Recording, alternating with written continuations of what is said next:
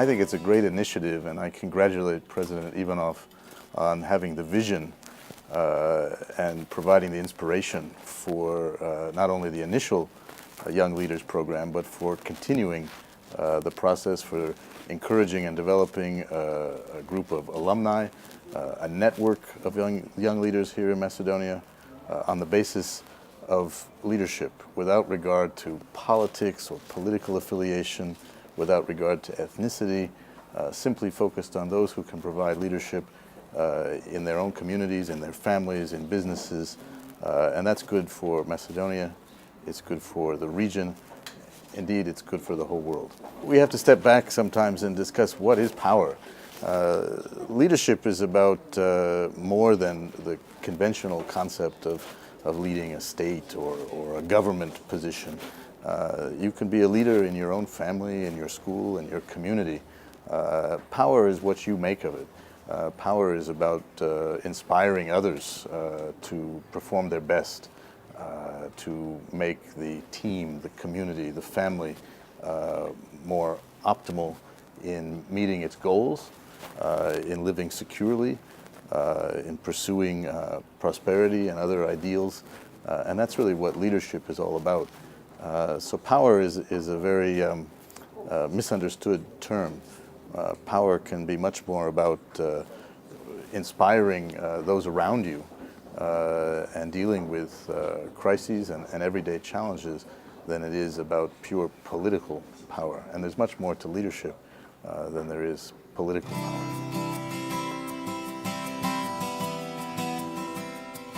Well, first of all, it's a great pleasure and an honor to be able to take part in this event today. I think the Young Students Leadership, the Young Leadership Conference is an outstanding initiative that the President has undertaken. Leaders are the foundation of the country, and young leaders are the foundation of the future of the country. And I think events like this are a great opportunity to bring these people together so they can learn from each other, they can learn from the speakers, and I think it bodes well for the future of Macedonia to see these wonderful people here that I've met today. I think society is the bedrock of a country, and if you have a successful society and successful leaders in that society, you will have a successful country. And I think that seeing the people that we've met here today and listening to some of the remarks and the questions that I've gotten, I think people have a lot of ideas about how to be leaders for their country and for their society.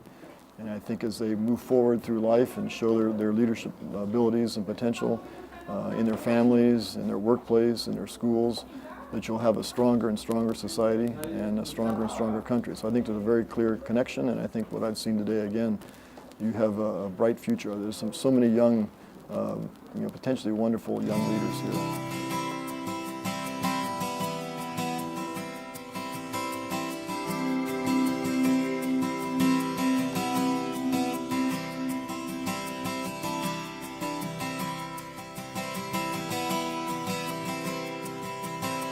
The first section I wanted to talk about was understanding leadership, because if you think you want to be a leader, it's a pretty good starting point to know what you're talking about when you say you want to be a leader.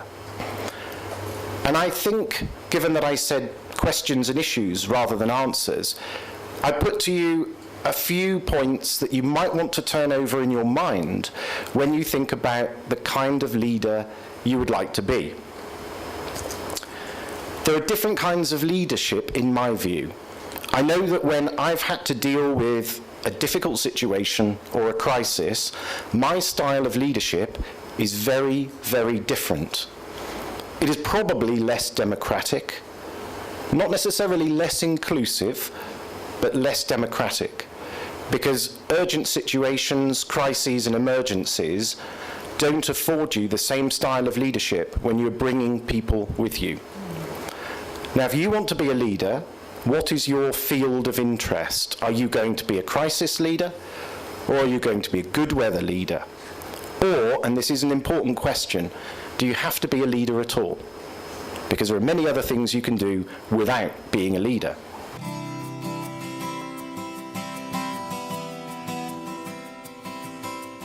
For all of the wonderful lectures you're going to receive over the next 2 weeks, for all of the wonderful lectures your predecessors participating in this school received.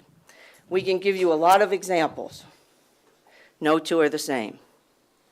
And even if you found yourself in an extremely similar situation to something I'll describe, it will be different because it's you and not me. It's Macedonia, not London. It's a different time.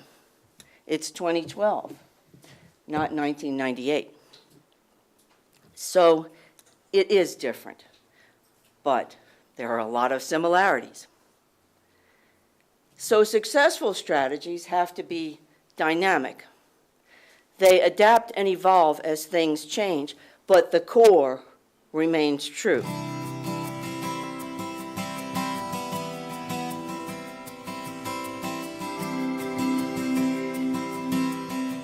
I'm very impressed by this project.